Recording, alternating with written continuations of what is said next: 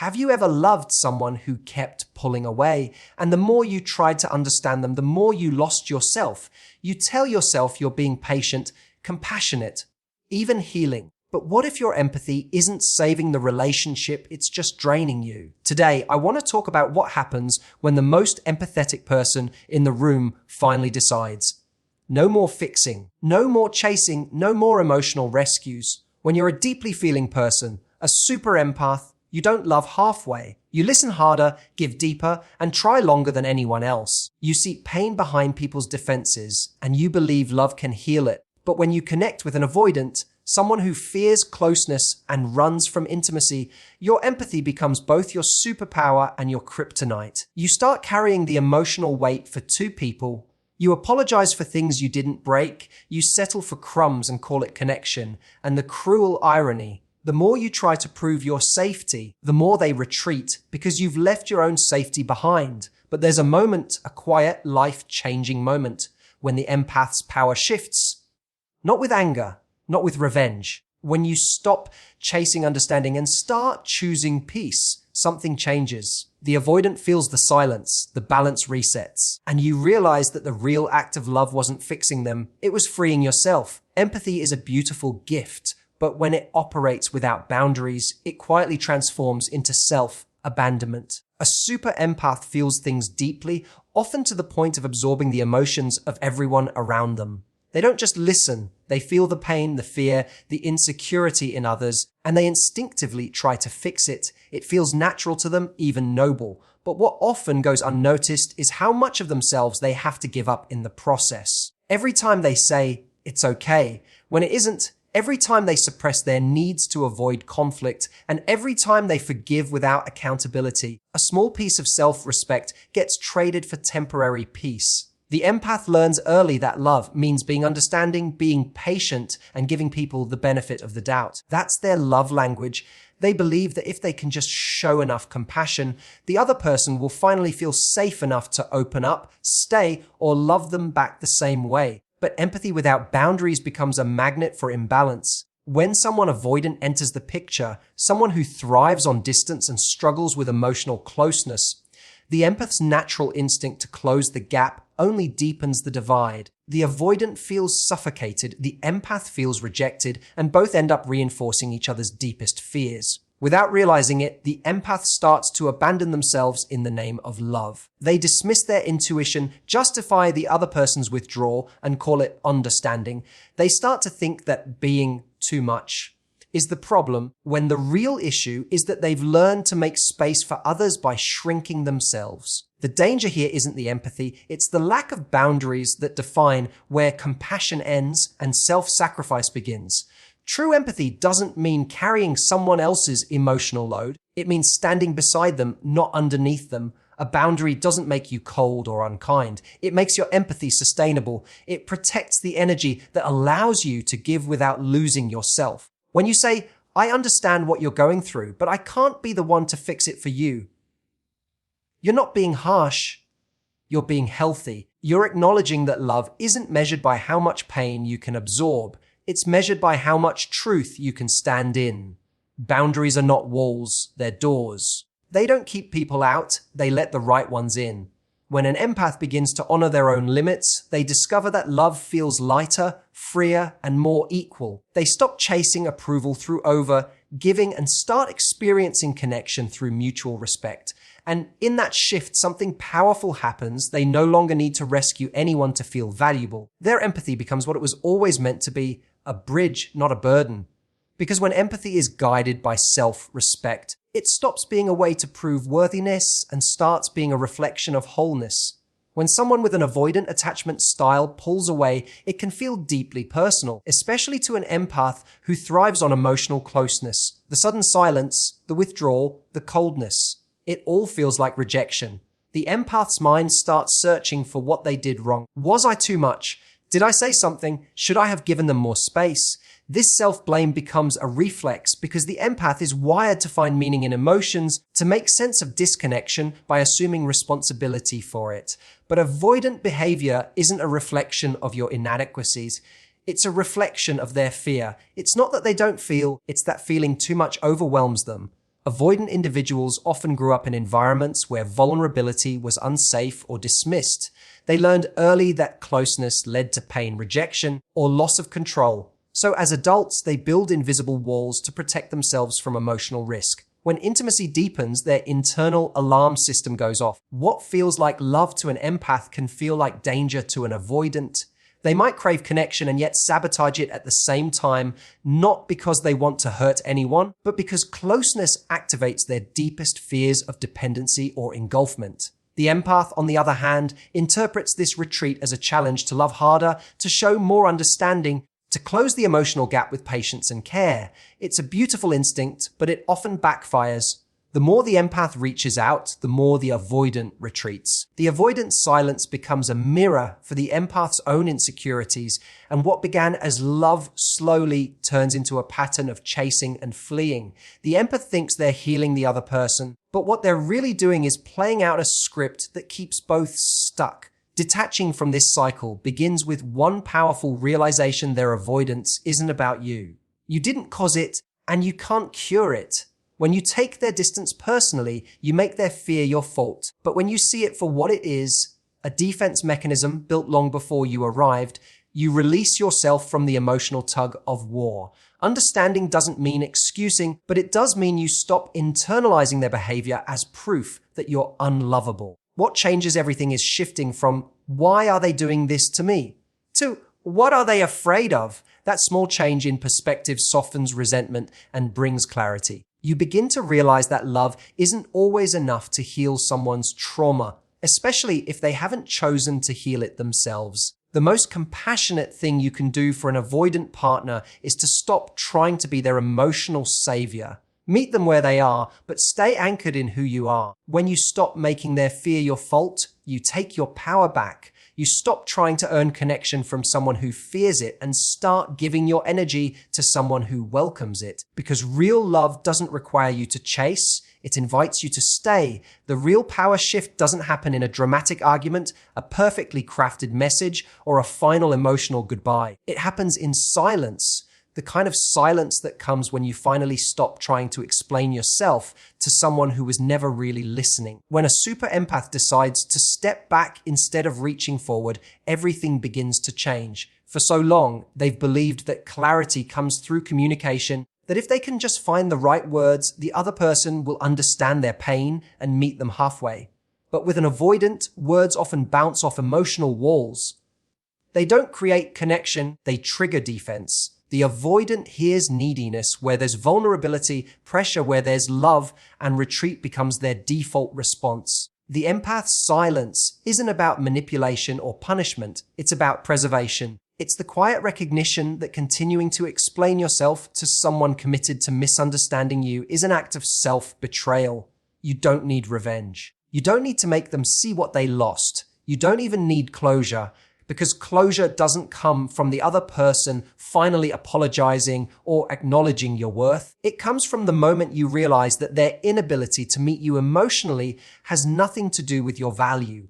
When you stop chasing understanding, you shift the power dynamic completely. The avoidant, who has been comfortable maintaining distance, suddenly feels the absence of your energy. Your silence becomes louder than all the words you once used to try to fix things. It creates space, not to manipulate, but to restore balance. The empath's greatest strength lies in their emotional energy, and when they stop pouring it into one-sided connection, that energy returns home.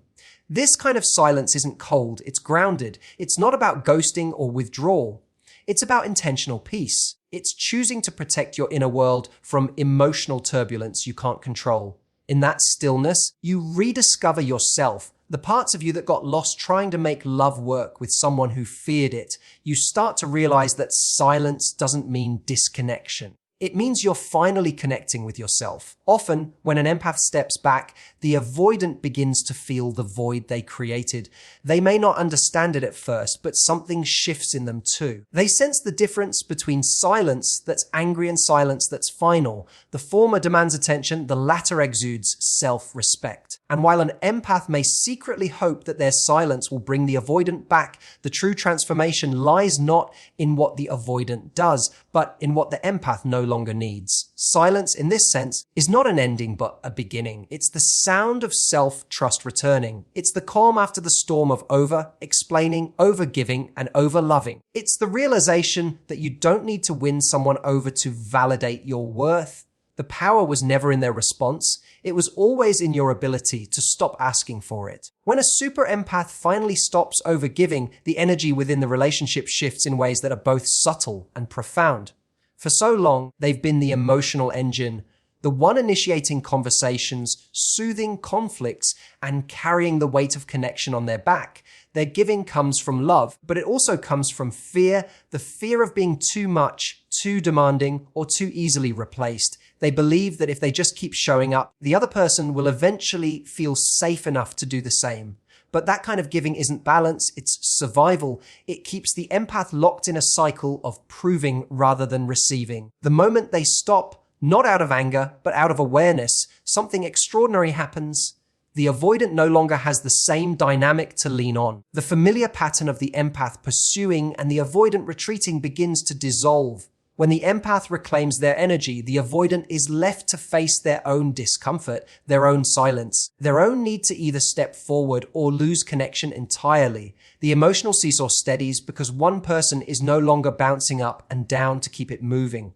For the empath, this is not an act of withdrawal but of restoration. It's the realization that peace is more valuable than constant emotional negotiation. They begin to choose calm over chaos, clarity over confusion. The energy that was once spent analyzing messages, decoding silences, and managing emotional tension is now redirected inward, towards self-care, creative pursuits, friendships, and self-discovery. This shift doesn't mean they stop caring. It means they start caring in a way that includes themselves. And as that balance returns, something changes in how they show up for love. They no longer chase affection or validation. They invite it. They no longer measure their worth by how much they can endure, but by how well they can remain true to themselves. Their giving becomes intentional, not automatic. They offer love freely, but they no longer give it at the expense of their peace.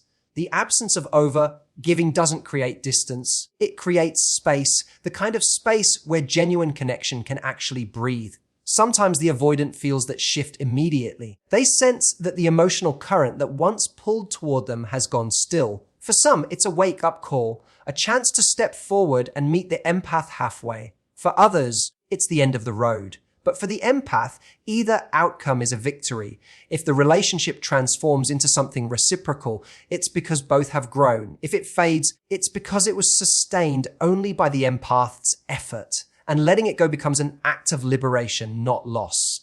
Reclaiming peace doesn't mean giving up on love. It means refusing to lose yourself inside of it. When the empath stops pouring into a leaking cup, they finally see how full they were all along. The balance is restored not by fixing the other person, but by honoring their own capacity to love without abandoning themselves. The most powerful evolution of a super empath is when their empathy becomes guided by discernment. For most of their lives, they've been praised for their kindness, for their ability to understand and forgive, for their softness in a world that can be harsh. But empathy without discernment is like light without direction. It illuminates everything, even what drains it. A super empath feels other people's emotions so vividly that they often mistake connection for compatibility or intensity for intimacy. They assume that seeing the good in someone means it's their job to nurture it, even when that person has no intention of growing. Discernment is what separates emotional generosity from emotional self-neglect. When discernment enters the picture, love starts to look different. The empath begins to notice patterns.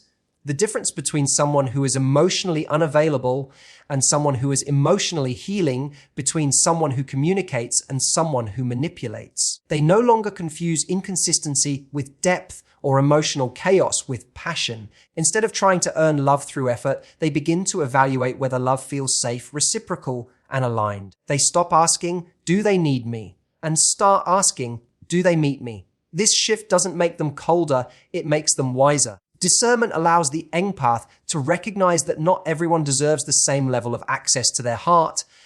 It's not cruelty, it's clarity. Just as not everyone can be trusted with your secrets, not everyone can be trusted with your softness. The empath learns to read energy, not words. They pay attention to how they feel after an interaction, drained or nourished, anxious or calm. They no longer romanticize potential because they understand that potential without accountability is a mirage. This level of emotional maturity transforms how they relate to others. They stop rescuing people from their own patterns and instead observe whether someone takes responsibility for their behavior. They realize that compassion doesn't mean tolerating harm, and forgiveness doesn't mean re-entry. Empathy becomes something they choose to give, not something that's pulled from them by guilt or obligation. Their boundaries no longer feel like walls. They feel like filters that keep their heart open but protected. With discernment, the super empath starts to attract differently. They draw in people who value their depth rather than exploit it, who see their calm as strength rather than weakness. They are no longer magnetized to emotional inconsistency because peace now feels more exciting than chaos ever did. They find that love, when healthy, doesn't need constant fixing or decoding, it simply flows. And perhaps the most beautiful part of this transformation is that their empathy becomes sharper, not smaller. They still care deeply, still listen, still love, but now they do it with awareness. They give without losing themselves, they forgive without forgetting themselves, and they love without abandoning themselves. Their empathy no longer comes from a wound, it comes from wisdom. When a super empath finally steps out of the avoidance cycle, it isn't a loud victory, it's a quiet reclamation. It's the moment they stop performing for love and start standing in it. The cycle ends not through revenge, but through awareness. The empath no longer needs to prove their worth by enduring pain or understanding people who refuse to meet them halfway. They've learned that love, real love, doesn't require losing yourself to keep someone else close. It's not found in chasing, convincing, or fixing. It's found in balance, mutual care, and emotional safety. The true power shift happens when you realize that the love you were trying so hard to give someone else is the love you were always starving to give yourself. The compassion you poured outward now flows inward. The silence that once felt like rejection becomes your sanctuary. You stop confusing peace with loneliness and start recognizing it as healing. And in that stillness, you see clearly your empathy was never the problem. Your lack of boundaries was. When the super empath learns discernment, their love becomes rarer, wiser, and stronger. They no longer see their sensitivity as weakness, but as their greatest gift, one that deserves protection. They stop trying to awaken connection in people who fear intimacy and start connecting with people who value emotional depth. The avoidance cycle loses its hold because the empath is no longer dancing in it. They've stepped off the stage entirely into a life where love feels safe, reciprocal, and calm. So if you've ever felt like your kindness was your curse, remember this: it was never your empathy that hurt you. It was where you kept placing it. You don't need to harden your heart. You just need to guide it wisely. The power shift is not about changing them. It's about coming home to yourself. Thank you for listening, for reflecting, and for daring to look at love from a place of strength instead of struggle. If this message resonated with you, carry it forward. Protect your heart without closing it. Love deeply without losing yourself. And remember, walking away from what drains you isn't giving up. It's growing up. Thank you for your time, your presence, and your open heart. Take care of your energy, honor your peace, and keep leading with empathy, the kind that includes you.